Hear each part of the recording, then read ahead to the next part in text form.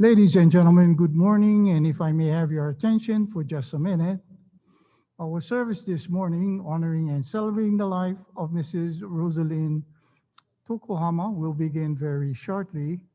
And so we want to certainly thank each and every one of you for being here with us. Also, we'd like to thank those who are participating via the Zoom. We welcome them also.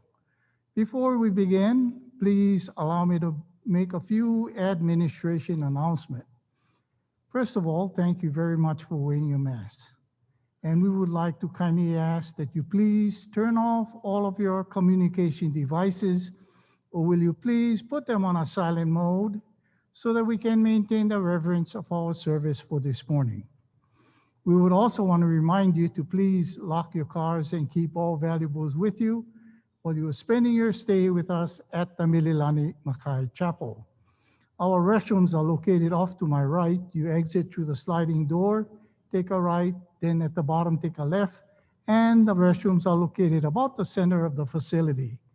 Also, for those of you who will be speaking here at the podium, you may take off your mask if you want to.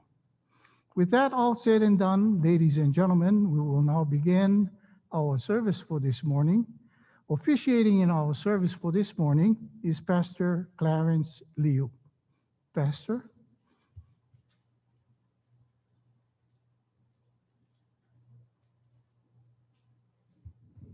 Just remain seated.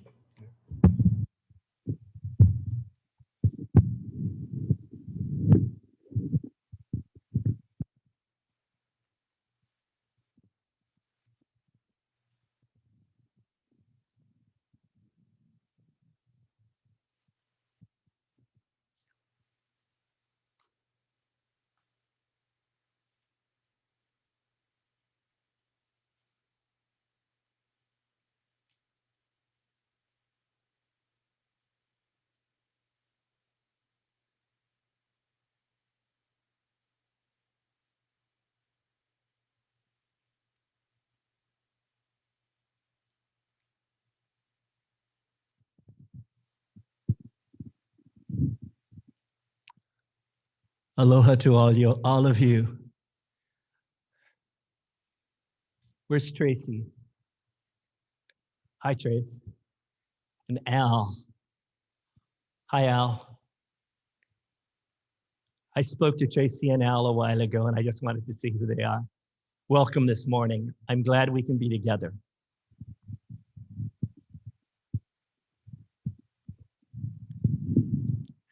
And aloha, everyone. Really, really appreciate this morning and for being together.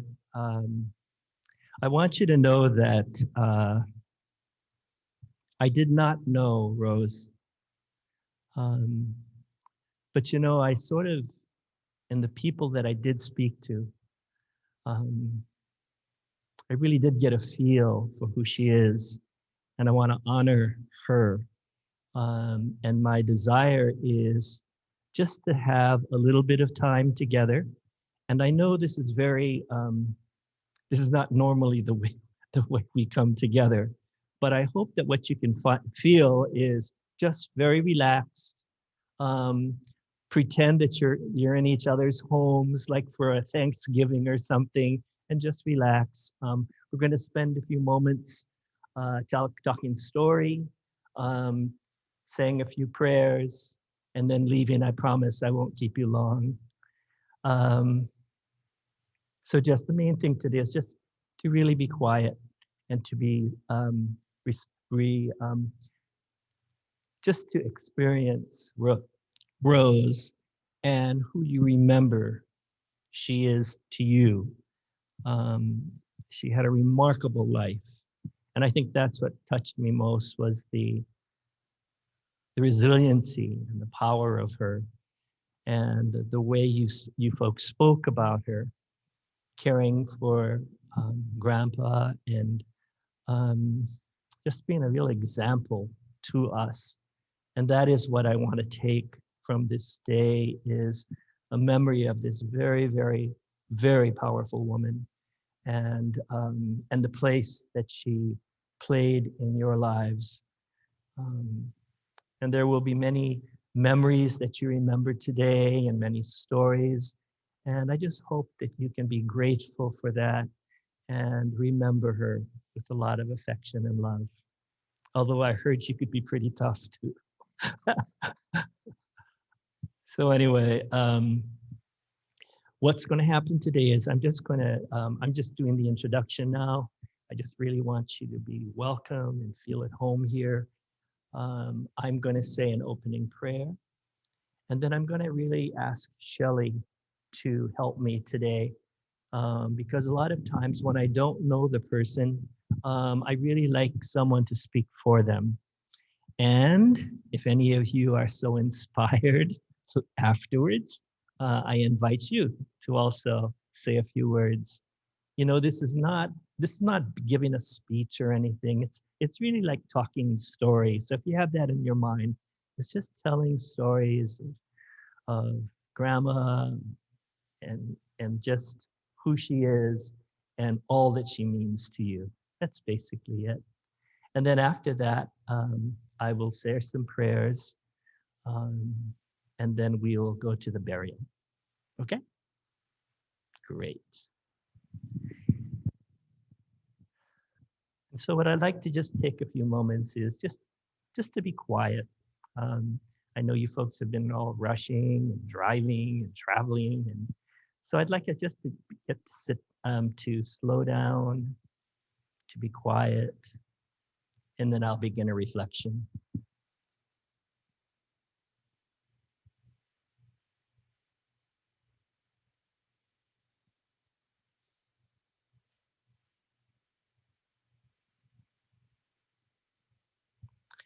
I would like to address the one who is beyond words, the one for whom there is no name, the one in whom we live and move and is so close to us, closer than we ourselves. Many, many names, many, many faces, but all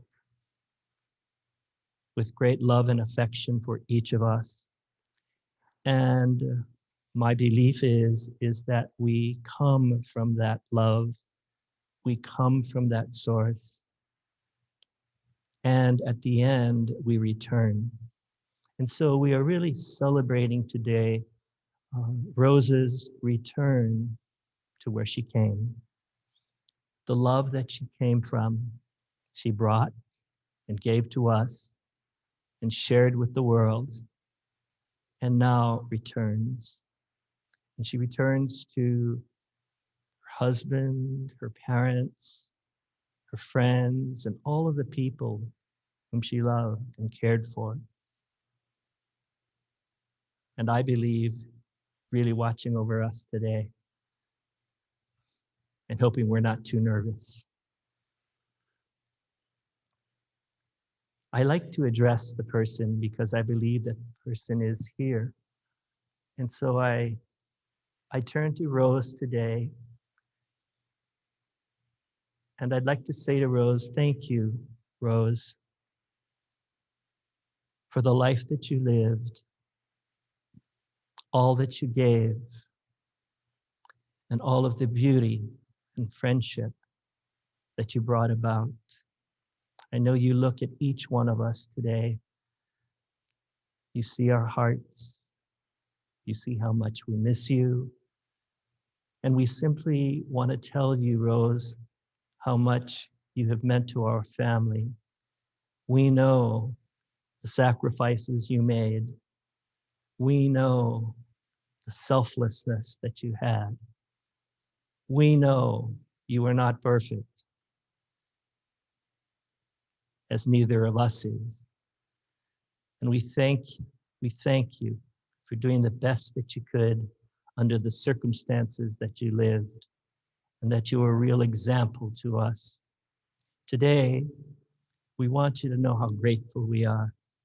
And we want you to know that we will never forget you. You'll always be part of us. And we pray that today we will feel your closeness to us. And we will give thanks that you are finally at peace, a place where there is no more sadness, no more suffering, and that you are perfectly content with your family. Thank you for living such a rich and wonderful life. Thank you for being our friend, family, grandparent. Thank you, watch over us. We pray today with gratefulness in our hearts for all of the blessings that we have of health, friendship, and love. And we pray that because we came here today, that we will be blessed in abundance by your love. Amen.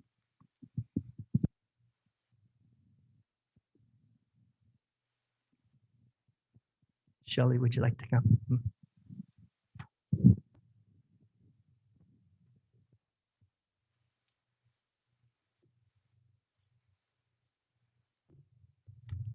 Thank you, Clarence.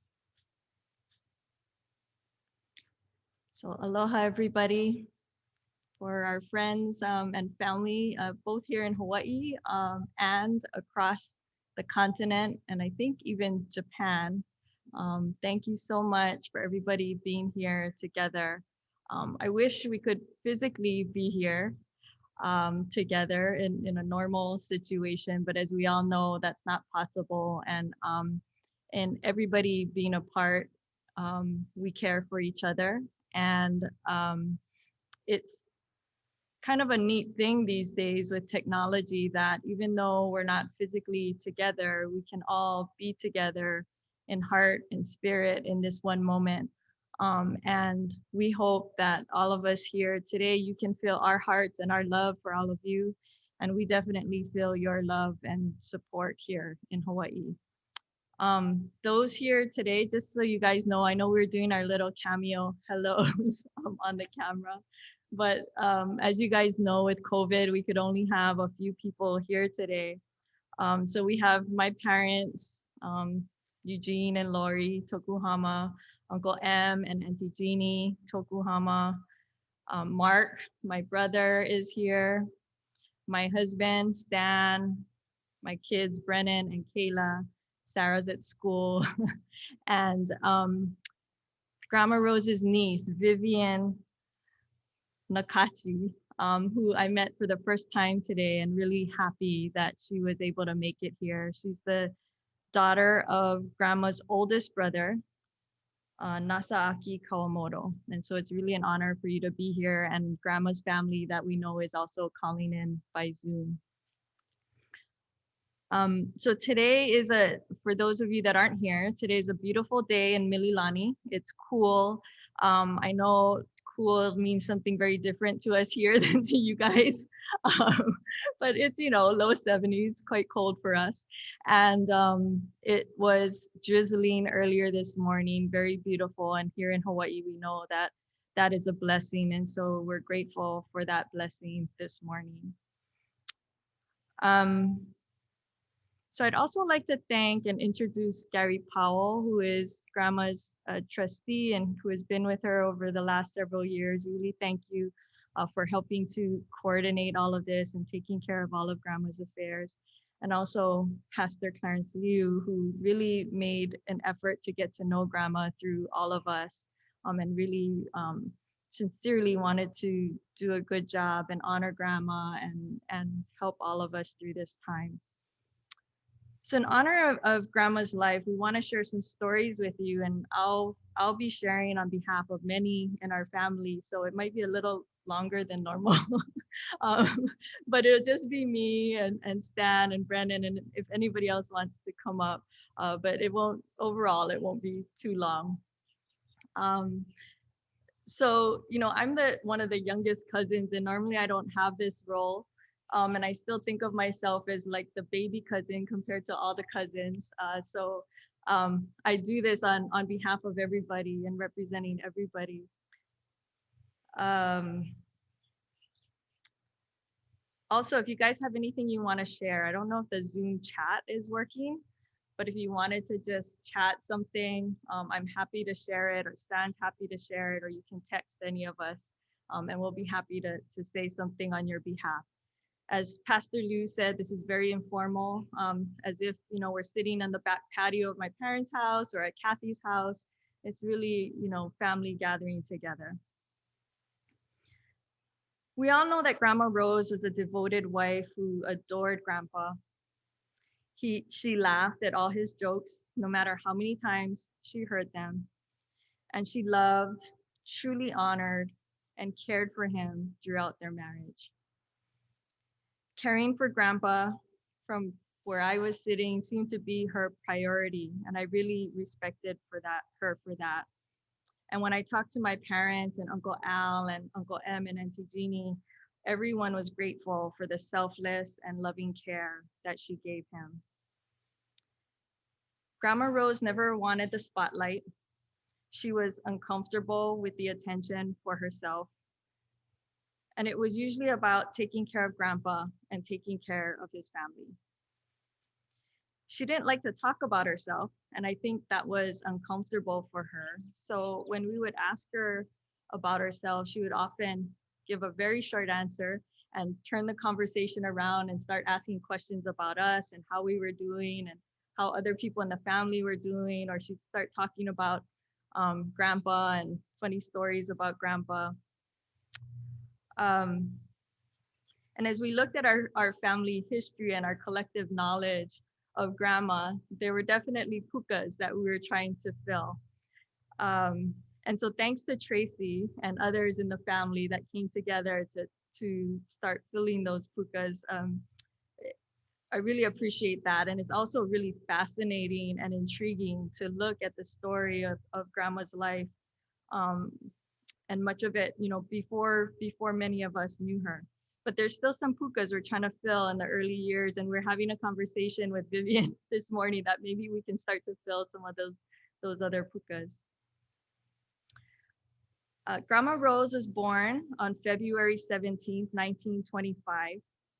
So the historical records we have are kind of conflicting, whether she was born in Japan or in Hawaii. But talking with Vivian this morning, we think that she was born in Hawaii. By 1930, records show she and her family were in Hawaii. And then when Grandma was just 14, this is in 1939, she and her family were on a ship from Hawaii to Yokohama and then to Hiroshima. We think she came back to Hawaii shortly after that, like the next year, because she was in a yearbook photo for Farrington High School. And then somehow she got back to Hiroshima. And we all know she was working there when the atomic bomb hit in 1945. Thanks to Jan, here's a story she recalls from Grandma about Hiroshima. So these are in Jan's words. One of the stories Grandma Rose told me about was her experience of being in Japan during World War II. She told me this story about 9 years ago, and though I wrote it down at the time, I cannot find my original notes, so some of the details may not be correct. However, from what I recall and from what we have been able to piece together during family discussions, this is what happened. It is unclear if she stayed in Japan to complete high school or she returned to Hawaii sometime during her high school years. But I recall she told me that at some point she enrolled in university studies in Japan. However, at this time, Japan's wartime activities were gaining force, and because of this, university students were not being educated, rather being forced to do tasks in support of the military. Rose was not enthusiastic about being forced to join the war effort. And being unable to return to Hawaii because of the war, she decided to stop attending the university and took a job with the prefecture government. In 1941, the United States declared war on Japan after the bombing of Pearl Harbor. In 1944, the United States began conducting bombing assaults on Japanese cities, and air raid warnings were developed in Japan in an attempt to protect the population. On the morning of August 6, 1945, when Grandma Rose was 20, she heard an air raid warning and made her way to her assigned bomb shelter. As it turned out, the air raid warning was called off 45 minutes later, as only a few planes were seen in the skies over Hiroshima. But Rose did not get the news that it had been called off. This was event number one in a series of fortunate events that morning. In order to arrive at her assigned bomb shelter, she needed to take 2 trolley car rides. She got in line to take the first trolley, but the trolley filled up before she was able to board and began to pull away. Rose ran to the trolley, jumping out on it as it was departing, which she said was very un-Japanese behavior. But this was fortunate event number two. She reached the second trolley stop, and although she usually needed to wait for several minutes before the second trolley appeared, the trolley was at her stop when she arrived and she was able to board without delay. Fortunate event number three. She descended from this second trolley at the stop closest to her bomb shelter and began to walk to her destination many blocks away. While she was walking, she heard footsteps behind her. She turned around and noticed she was being followed by soldiers. She was afraid of being harassed, so she began to run and didn't stop running until she arrived at her bomb shelter. Fortunate event number four. She only had time to remove her backpack before the building was suddenly flattened by the force of the atomic bomb, and she found herself buried in the rubble. However, something saved her from being completely crushed or suffocated by the debris. Some family members remember her saying it was her backpack that protected her. In time, she was able to remove enough wreckage to be able to reach her hand above the level of the ruins, and this is how rescuers were later able to find her alive. And they then extracted her from the building remnants. This was the fifth fortunate event. Had any of those events not occurred when they did, she would have not survived the bombing of Hiroshima. In the days that followed, she wandered around the destroyed city, trying to find a way to contact any family that might still be alive. It was difficult to navigate through the city as all the landmarks she had become accustomed to seeing were gone. She was eventually able to find the remnants of the building where she had been employed. On all the remaining structures that were still standing in the city, hundreds of pieces of paper were attached by survivors of the attack, trying to connect with others who may have also survived.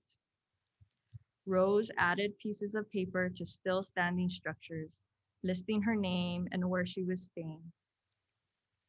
About a week later, she was found by some cousins who lived in the mountains surrounding Hiroshima and had come in search of family members who may have survived. They were able to find Rose because of a note she had left on one of the ruins, and they were able to get her out of the city. After Japan surrendered in September 1945, Grandma Rose remained in Japan and took a job with the US occupation forces. From the records Tracy was able to find, it appears she may have stayed in Japan until 1952, when she would have been 27. In that year, her name appears on records that indicated she returned to Honolulu from Japan via San Francisco. At 30 years old, for some reason, she was traveling internationally again, traveling from Manila, Philippines to Guam, then to Honolulu with the US Air Force. It's a bit of a mystery exactly what Grandma Rose did for the federal government, even after she got married to Grandpa Tokuhama. Uncle Alvin says he remembers meeting Grandma Rose for the very first time when he came back to Hawaii, and she was working at the PX as a clerk, and he thinks that's how she and Grandpa met. My dad thought they met while they were both working in Guam. My mom said she was an assistant to high-ranking military officers for most of her career. And Auntie Jeannie remembers her always being dressed very professionally when she went to work at Pearl Harbor Hickam. Grandma continued to work for the federal government until her retirement in her 60s. We joke that it was all top secret and perhaps we were not meant to know. Grandpa Tokuhama and Grandma Rose met later in life in the 1960s and were quietly married in 1968 when Grandma was 43. This is when Grandma became part of our growing family. There were no kids to raise at that time, but Grandma was coming into a new family and an expanding one at that because Grandpa was entering into his phase of grandchildren. Being Grandpa's wife and supporting him in his various roles, including as a grandfather, seemed to be her priority, and I think she dutifully saw that as an honor. My mom recalls going to their old house in Aiea for dinner when I was just a baby, so she thinks they were only about 5 years married at that time. She recalls thinking how much Grandma Rose adored Grandpa, the way she looked at him, laughed at his jokes, and took care of him. As you can see, we're all amazed that she laughed at all his jokes. After Auntie Eleanor, just like we laugh at yours, Dad, we love you. after, after Auntie Eleanor passed away, Grandpa and Grandma thought it was important to bring Greg and Jan back to Hawaii, and they wanted to make sure they knew their expanded Tokuhama family.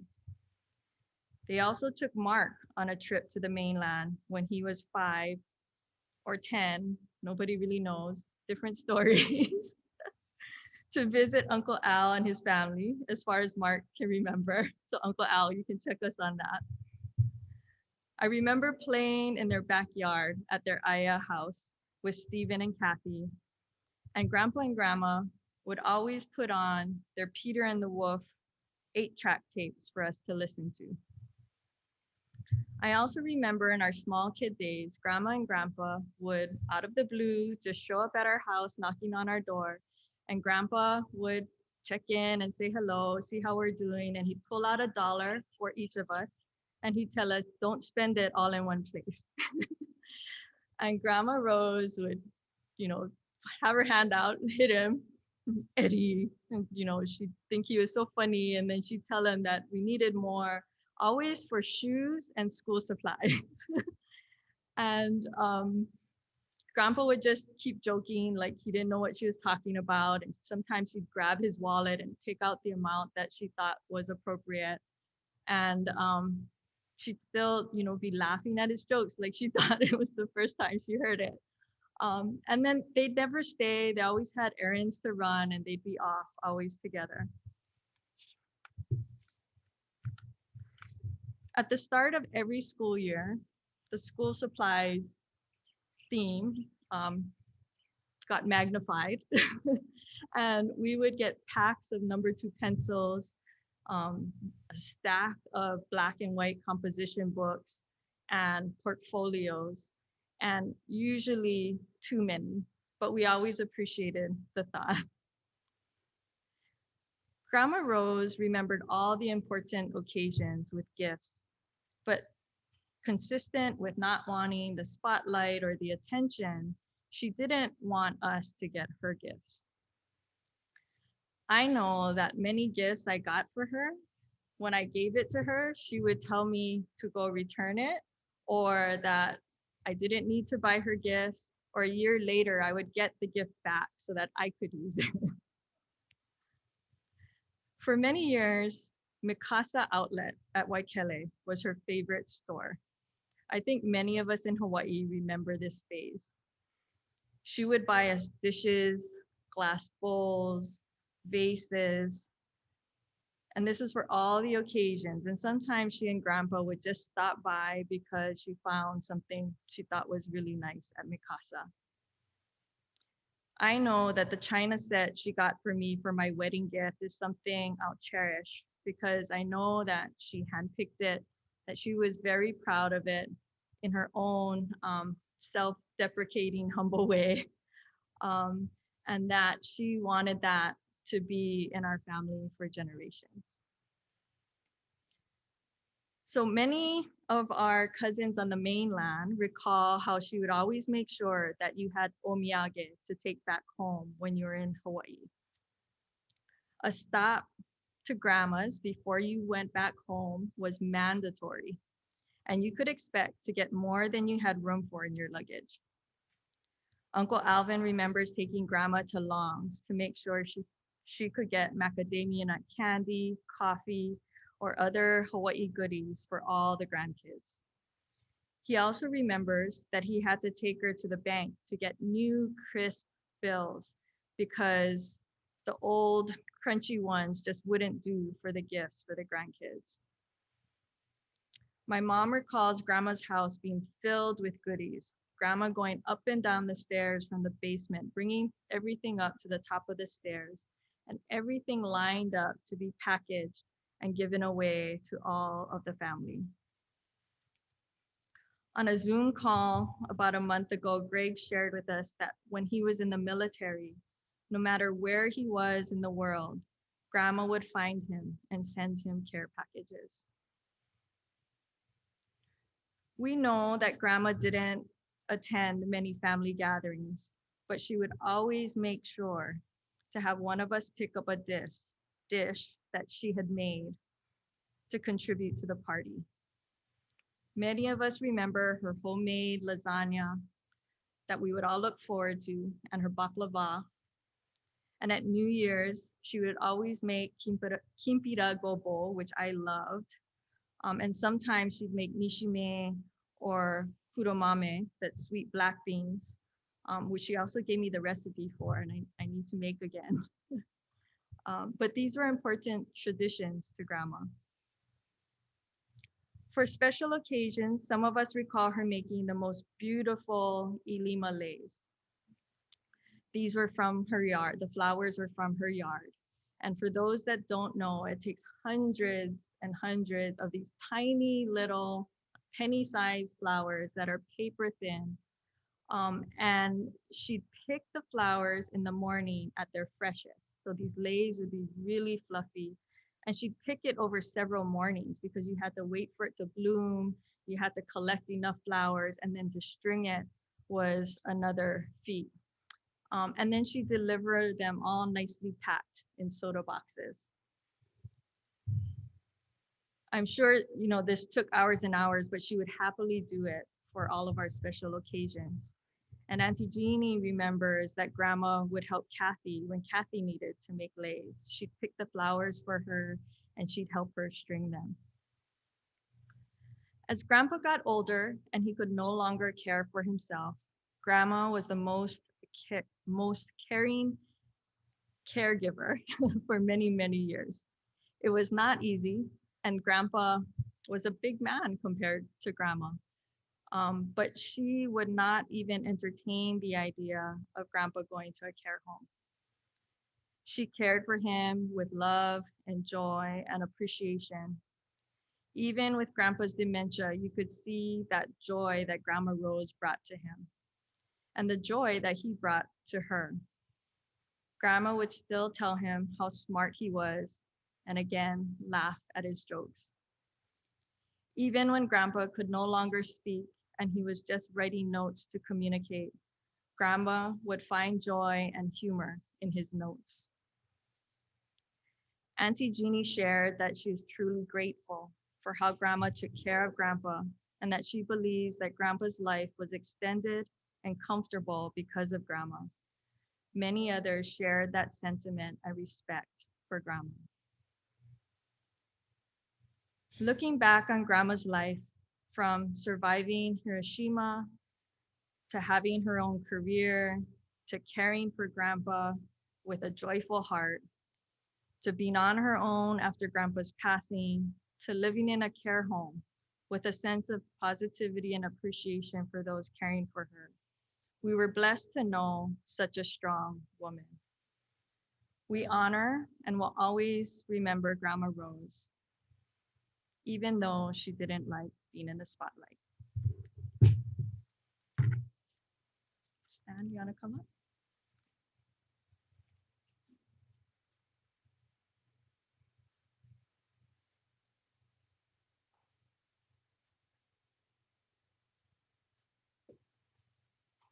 Aloha, everybody on the mainland. Woo!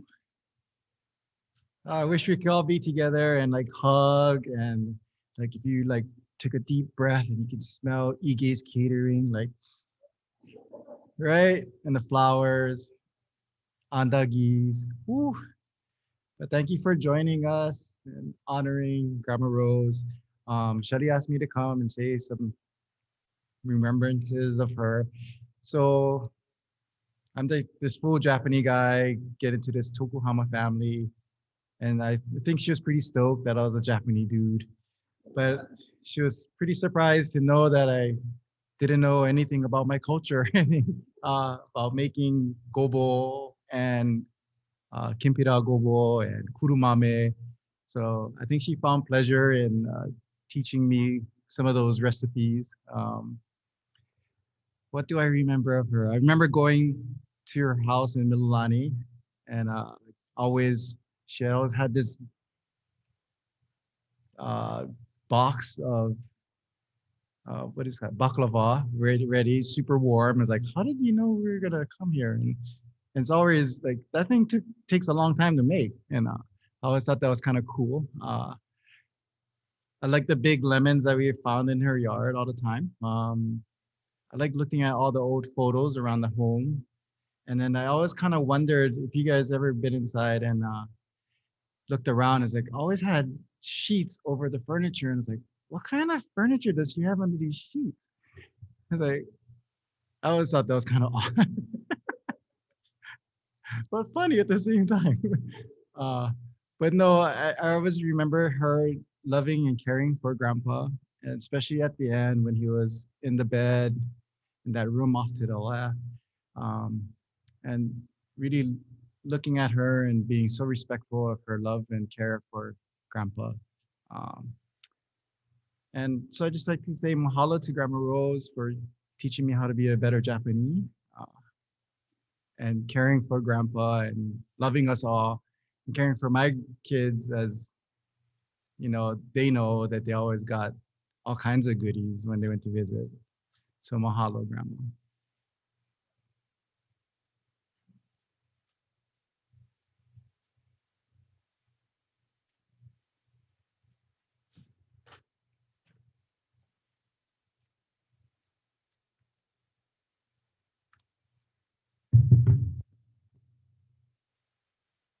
I turned my phone all the way off, so I have to turn it back on again.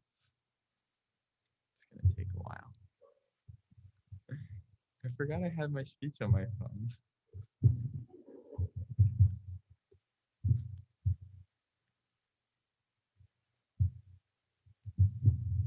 Okay. So Grandma Rose, the way I remember her was that she was always a very caring person. Whenever we would go to visit, she would always have something for us great grandkids to eat. She would give us apple slices with skins neatly removed, or other times a big tray of warm and golden baklava that she had made special for us. She would often ask how school was going and what we were learning, and she would always make sure to tell us to study hard and try. One particular memory I have is that Grandma Rose always wanted to know when the new school year was so that she could buy us a new pair of shoes or books.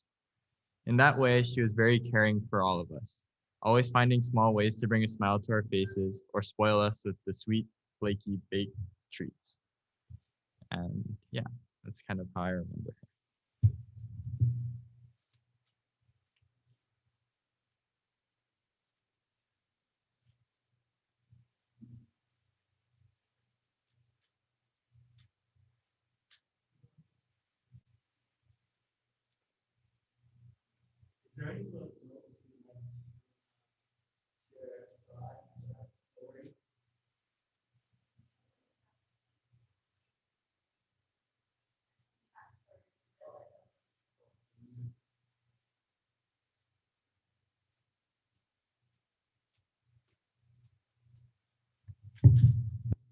Well, I think this is kind of like, chat room stuff.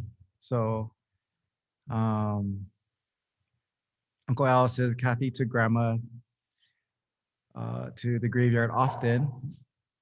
Oh, so Kathy might know some stuff. If you want, Kathy wants to chat in. Oh, Tracy always made sure she wants you guys to know that she always you couldn't leave grandma's house without getting guava jelly, fruits, and if the kids were in tow, they always have notebooks and pencils, as everyone knows. Um, Miko says she and grandpa always bought a box of pineapples every time we left the island. I didn't know that. Oh, this one's good. Janelle says she always made sure she had gifts for the Howley husbands. And everyone says, well done, Shelly. Excellent, Shelly. You guys can see that, right? um, no one says thank you. Oh, someone says thank you, Stan. Oh, great. Okay. I think that's pretty much it. Oh, yeah, she did love watching Tiger Woods. She liked watching golf. And I kind of remember her being in a care home also. She wanted to learn Filipino. Yeah, I thought that was interesting. Yeah. Volleyball and golf. Yeah, those are things. Oh, Filipino soap operas to learn Filipino. And yeah. So thank you all of you on the mainland for sharing all that. Oh wait, got one more. When I visited her, oh, Tracy says when I visited her at the care home, she was always watching sports on TV. And she knew all the UH players' names.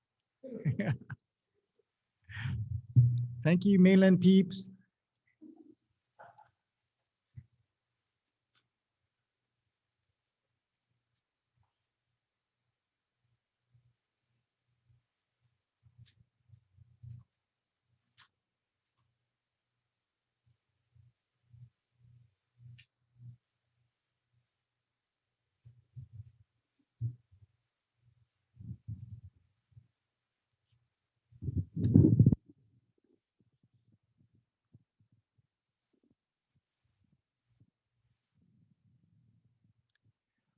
What I would like to do today is I would like to teach you something.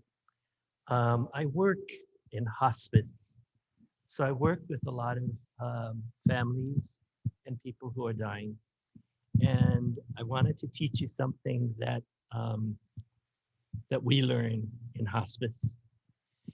That there are four things that you want to say someone who dies.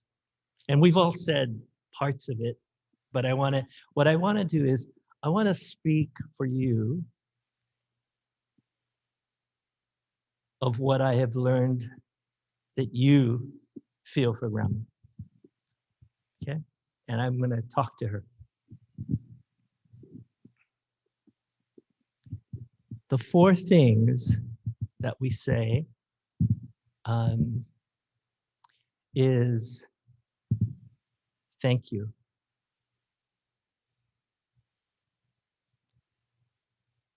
Please forgive me. I forgive you. And finally, I love you. And so I'm going to just say some things to grandma that I hope capture some of the things that you're feeling today, because that's what I hear and feel. You're such a beautiful family, and I'm very honored to do this.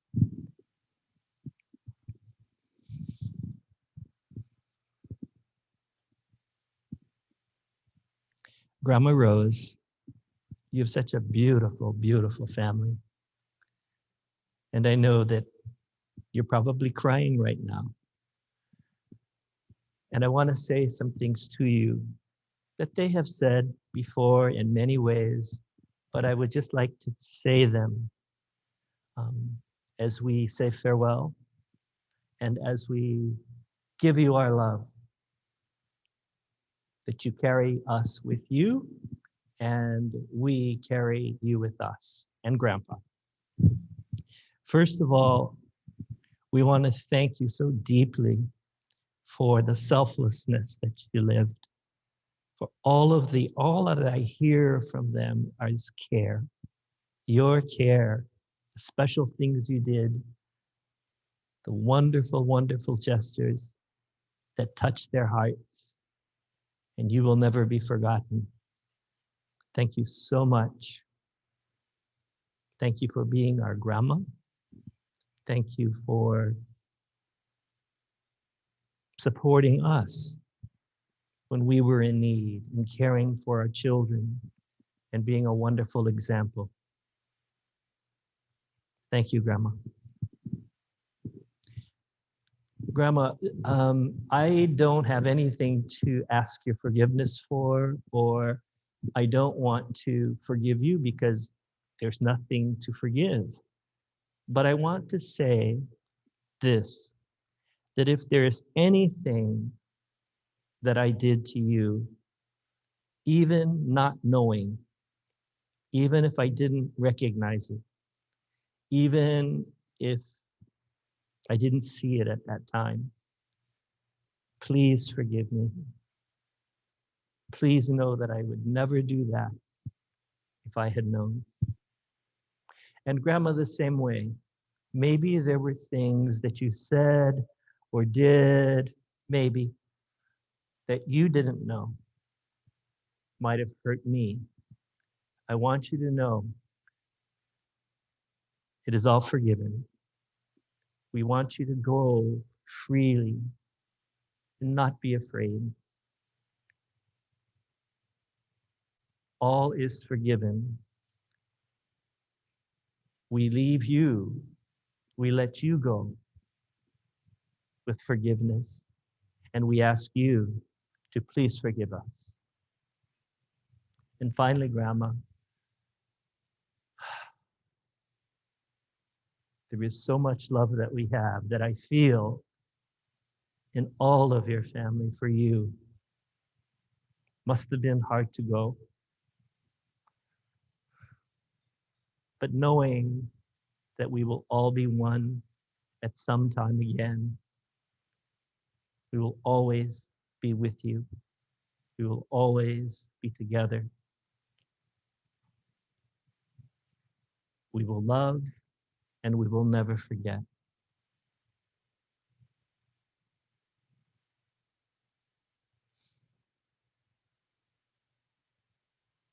And so I'd like to pray a closing blessing.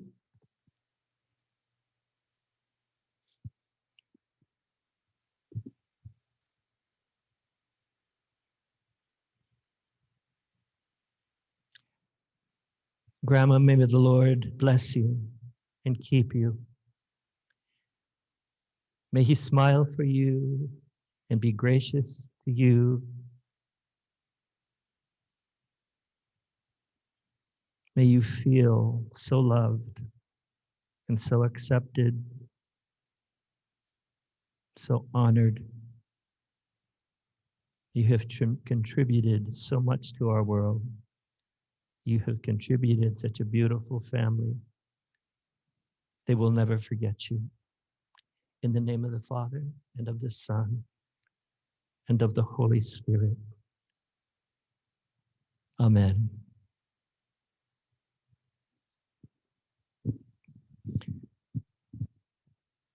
In a few moments, I'm going to bless Grandma with Hawaiian salt. Um, I have salt here, which my friend gives me from Kalapapa. Kalapapa is so beautiful, beautiful place. And the salt to me is very, very sacred. And so I'm going to ask you to help me put salt in the water. And I would like you to feel, and I don't want anyone to feel pressured if you don't want to, it's okay. But I wanted you to put salt in the water. I have a calabash. And I'd like you just to say something from your heart. And we will do for you folks, because I can't give you salt there. And just, I don't want you to even think about what to say. When you come, you take the salt.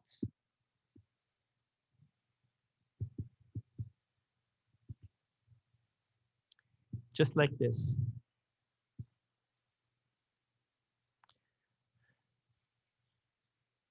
Grandma, you are truly at peace. Rest in your love and our love forever and ever.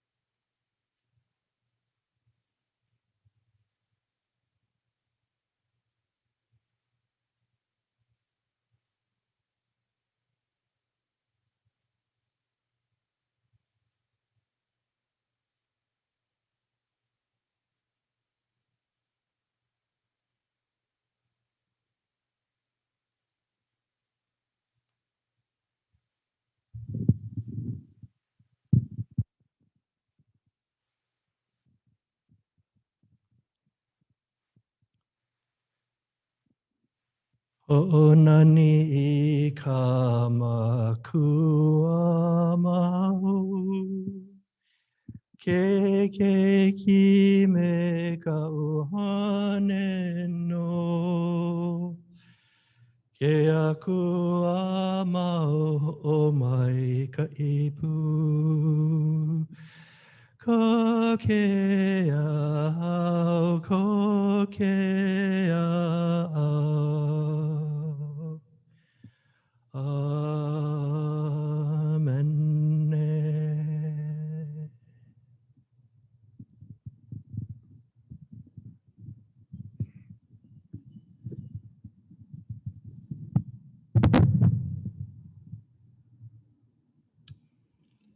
I stir the salt, the water, and the salt symbolize our tears, our love, care, and all the beautiful memories we've shared. Grandma, our love is with you always.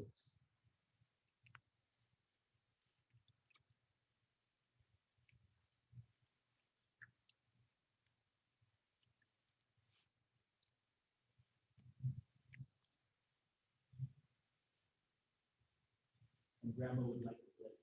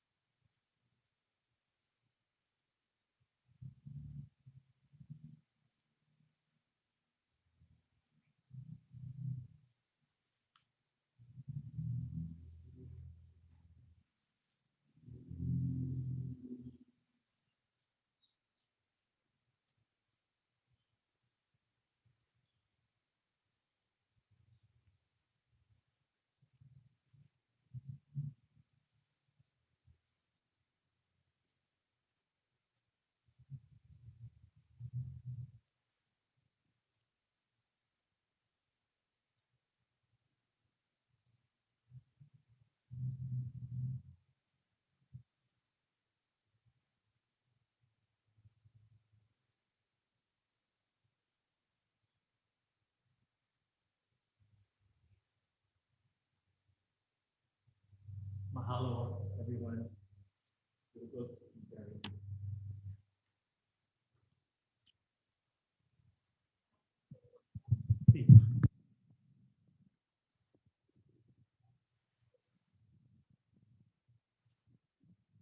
Okay, so it might be the masks, but it also might be my bad hearing, which is a Tokuhama thing.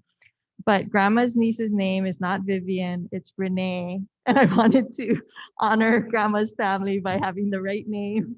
So Renee is here with us today. So thank you for being here. And then thank you everybody for being together today. Really means a lot for all of us to be together, even though we're far apart. So love all you guys. Take care. Bye.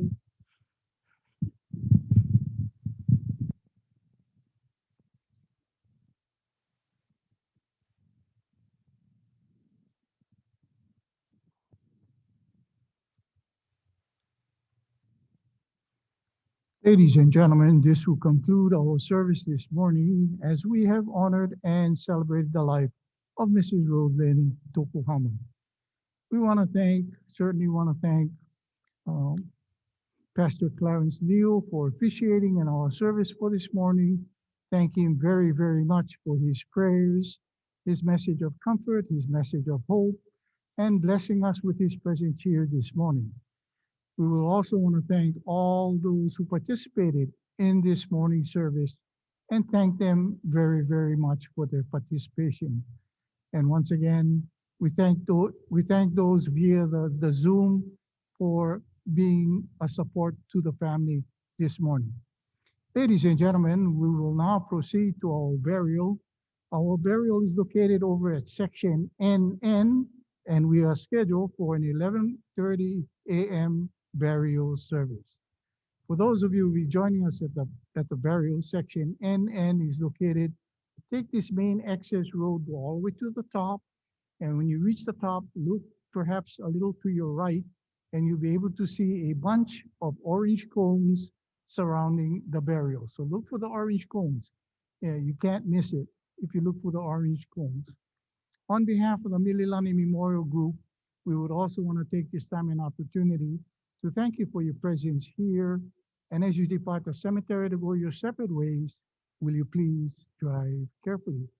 So if you would like to take a moment to come pay your final respects, you may do so, after which we will then proceed to our burial.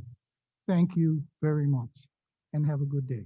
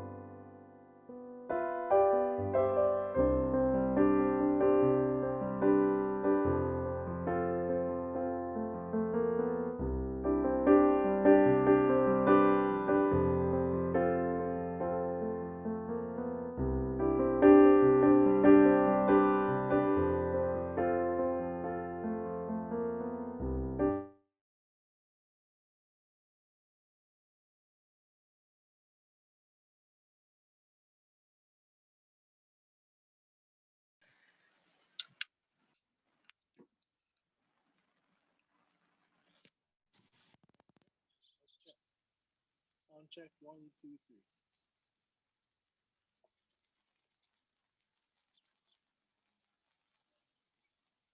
Sound check, one, two, three.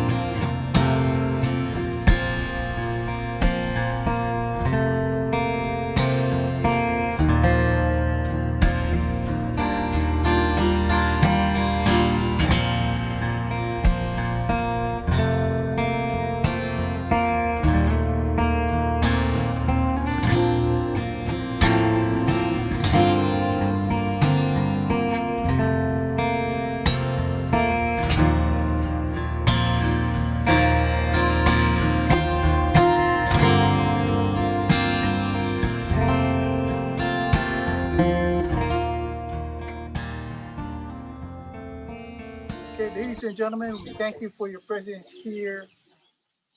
And on behalf of our family, I realize all of you are family. Thank you very much. And so we will now begin the burial service. And once again, officiating the service is Coffee Clarence. This is going to be very short because we did most of it down here. Okay, so real short. I'm just going to read a passage that is one of my favorite. And this talks about a great grandmother, Chiko, and her granddaughter. And she is speaking about, well, you'll see, but it's a very, very powerful section. And I was thinking about grandma when I chose it.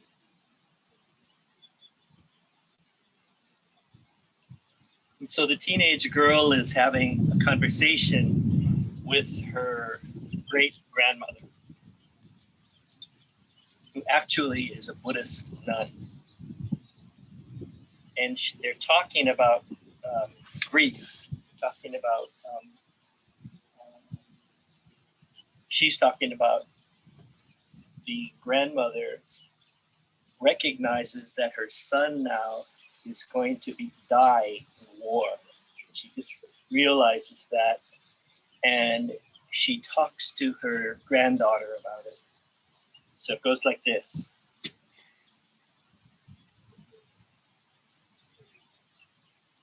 The grandmother says, when I get this feeling, when I think about this, she says, it's like a cold fish dying in your stomach feeling. You try to forget about it, but as soon as you do, the fish stops flopping around under your heart and reminds you that something truly horrible is going to happen. Chico, the grandmother, felt like when she learned that her only son was going to be killed in the war, she says, I know because I told her about the fish in my stomach, and she said she knew exactly what I was talking about, and that she had a fish too for many years. In fact, she said she had lots of fishes, some that were small like sardines, some that were medium sized like carp, and other ones that were as big as a bluefin tuna. But the biggest fish of all belonged to Haruki number one, and it was more like the size of a whale, this fish inside.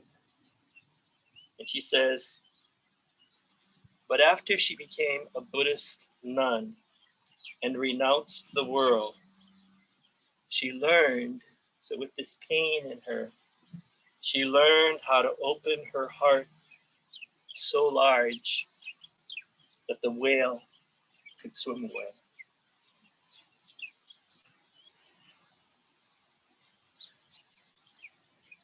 And that's like our pain too. After a while, it can swim away, but our hearts have to start breathing again, and living the memories and telling the stories so that we can get peace.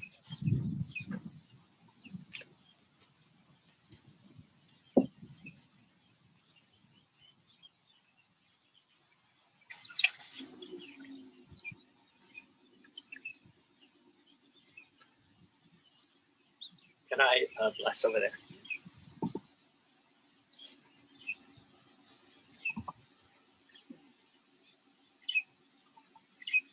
Do you want it exposed?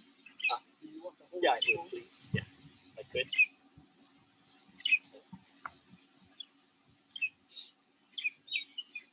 Thank you.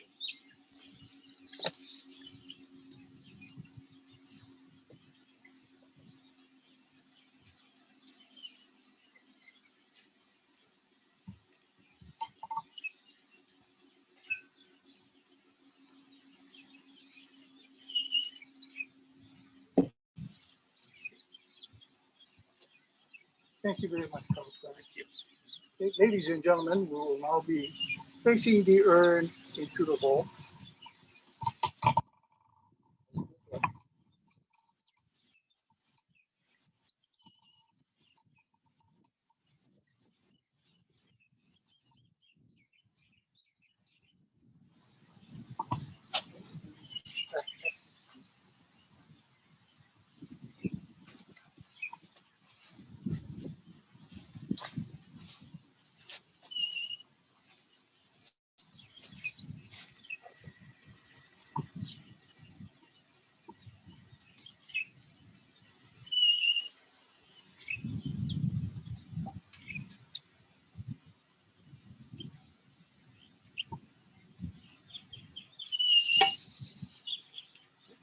Because somebody want to come and see the placement of the urn in the bowl.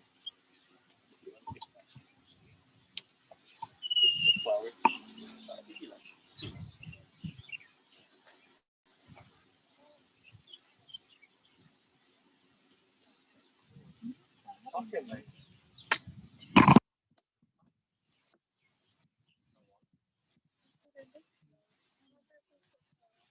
Is there anything personal items you guys want to put in there?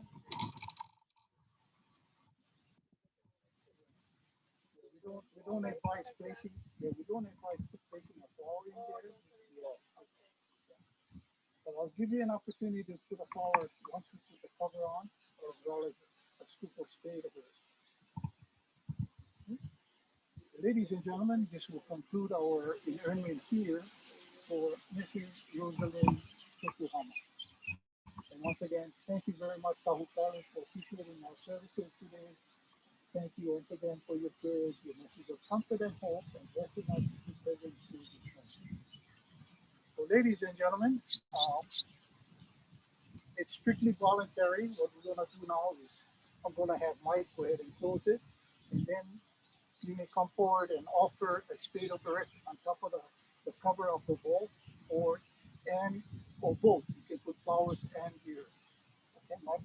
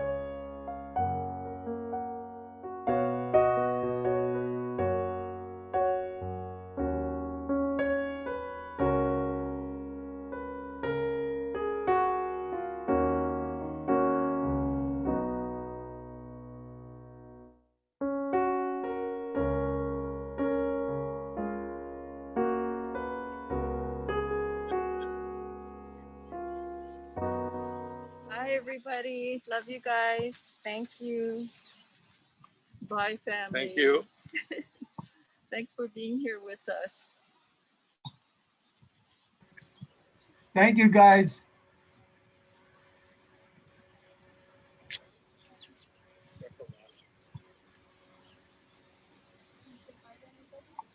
Is it still on? Is it still on? Yeah, Bye, everybody. I have an on the geek for you guys. thank you. You guys did a great job, Stan, Shelly. Okay. See you guys. Summertime, hopefully. Thank you very much.